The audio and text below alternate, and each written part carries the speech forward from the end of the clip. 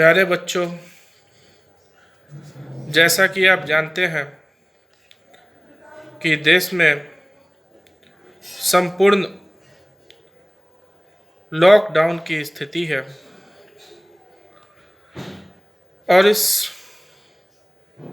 Lockdown की स्थिति में आप अपने घरों पर रहें,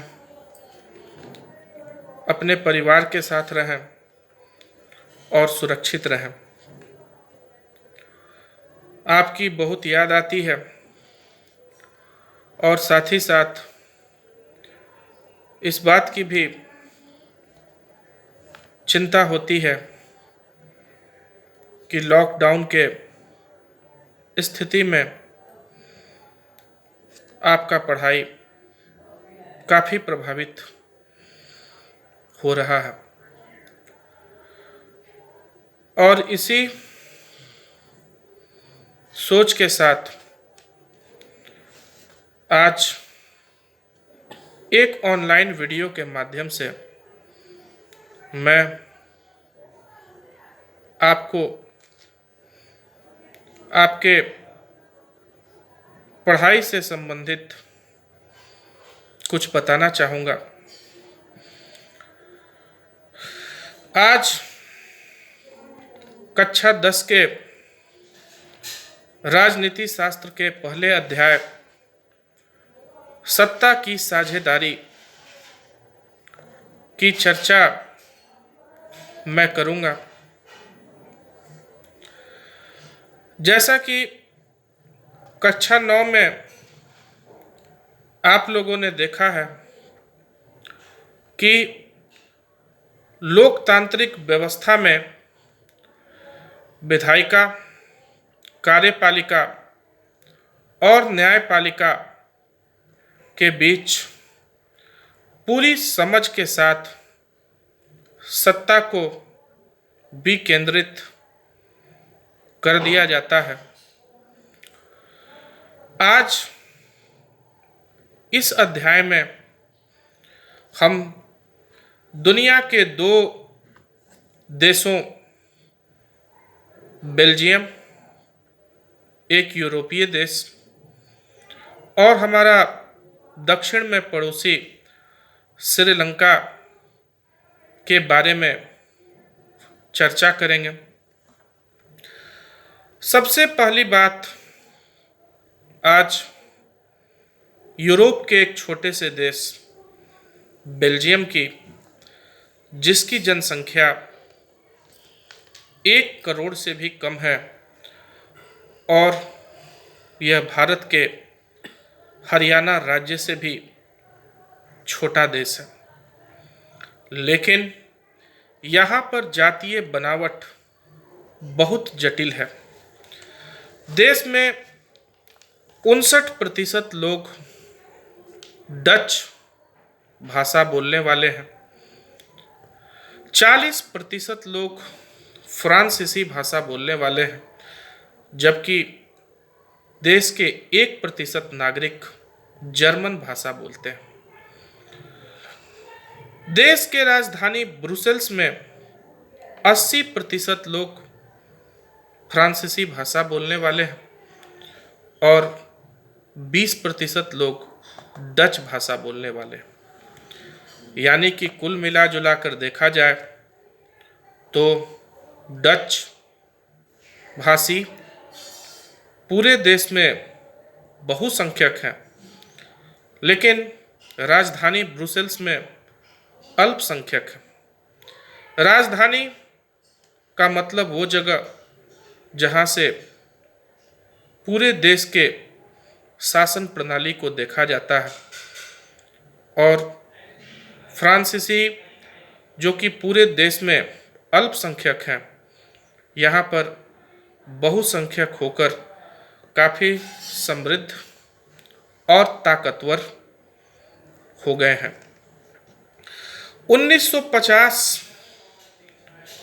से 1960 तक दोनों समुदायों के बीच काफ़ी तनावपूर्ण माहौल रहा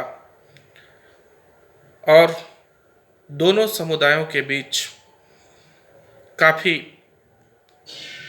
दूरियां बढ़ने लगी।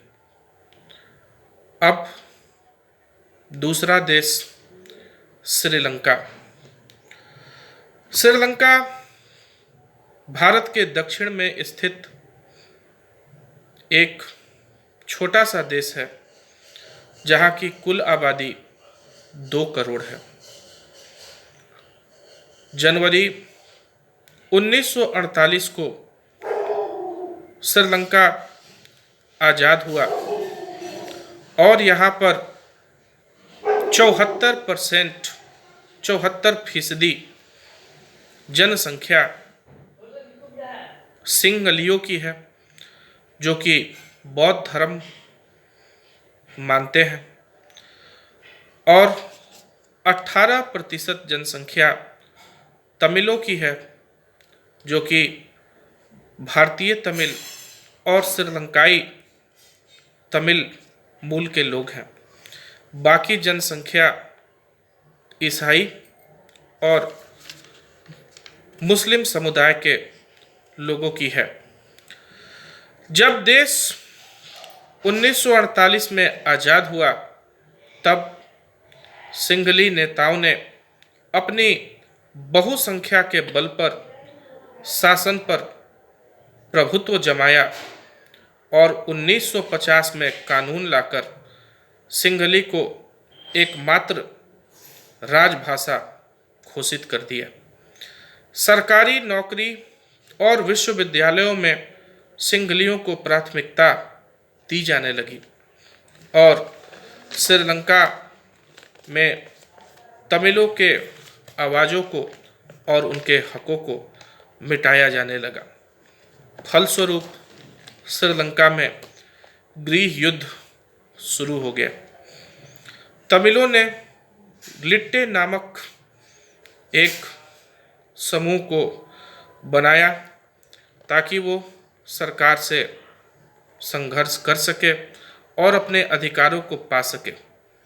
इसी लिट्टे ने भारत के प्रधानमंत्री श्री राजीव गांधी की हत्या भी की।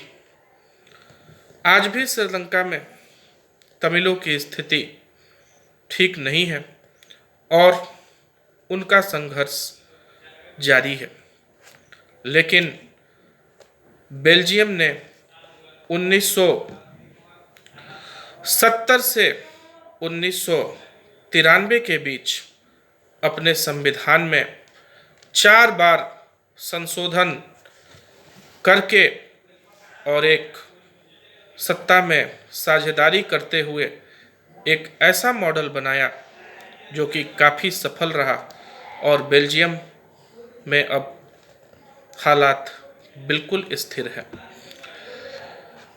पहला जो बेल्जियन मॉडल का पहला जो प्रारूप है वो है डच और फ्रेंच भाषा बोलने वाले मंत्रियों की बराबर संख्या केंद्र सरकार में। दूसरा, केंद्र और राज्य सरकार की शक्तियां बराबर। तीसरा, ब्रुसेल्स में एक अलग सरकार है जिसमें दोनों समाज के लोगों का समान प्रतिनिधित्व है।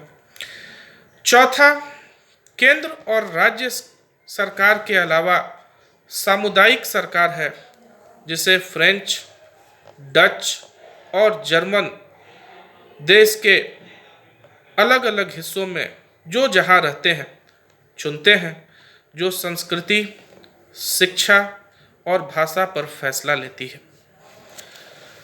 सत्ता में साझेदारी इसलिए जरूरी है ताकि सामाजिक टकराव आगे चलकर हिंसा और राजनैतिक अस्थिरता का रूप न ले ले।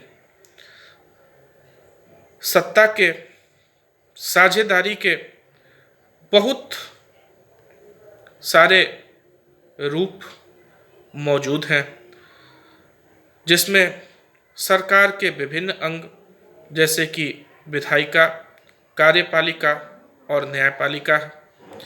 सरकार के विभिन्न स्तर जैसे कि केंद्र सरकार, राज्य सरकार और सबसे निचले स्तर की सरकार जिसकी इकाई पंचायत और नगर पालिका है। विभिन्न भाषा और धार्मिक समूह, किसान, मजदूर, उद्योगपति, व्यापारियों का समूह और राजनैतिक दल इसका बहुत अच्छा उदाहरण है। तो इस प्रकार हमने देखा कि सत्ता की साझेदारी लोकतंत्र में क्यों जरूरी है।